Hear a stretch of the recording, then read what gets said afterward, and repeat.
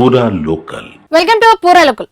తెలంగాణలో రెండో విడత గ్రామ పంచాయతీ ఎన్నికల పోలింగ్ ప్రారంభమైంది. 193 మండలాల్లోని 3,911 సర్పంచ్, 29,917 వార్డు సభ్యుల స్థానాలకు ఎన్నికలు జరుగుతున్నాయి.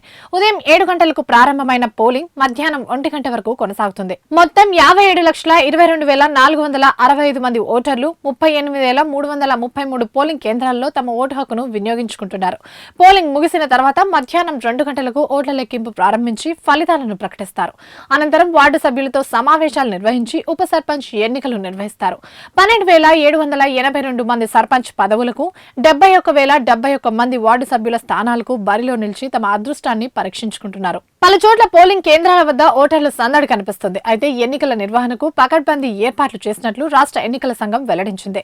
రెండో దశలో 4,333 గ్రామ పంచాయతీ సర్పంచ్, 38,350 వార్డు సభ్యుల పదవుల ఎన్నికలకు నోటిఫికేషన్ వెలువడింది. వీటిలో 415 గ్రామ సర్పంచ్, 8,307 వార్డు పదవులు ఏకగ్రీవమయ్యాయి.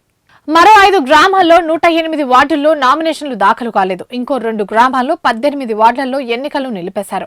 ఇవి పోను మిగిలిన పంచాయతీల్లో ఎన్నికలు జరగనున్నాయి. 4,593 మంది రిటర్నింగ్ అధికారులు, 30,661 మంది సిబ్బంది ఎన్నికల విధుల్లో పాల్గొనున్నారు.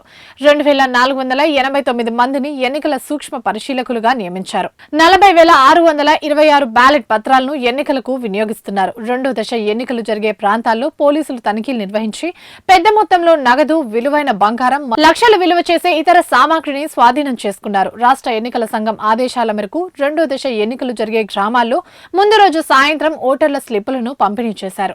టీపోల్ మొబైల్ యాప్ ద్వారా కూడా ఓటర్ల స్లిప్పులను డౌన్లోడ్ చేసుకోవచ్చని, ఓటర్లు తమ పోలింగ్ కేంద్రాల వివరాలు తెలుసుకోవచ్చని రాష్ట్ర ఎన్నికల సంఘం సూచించింది.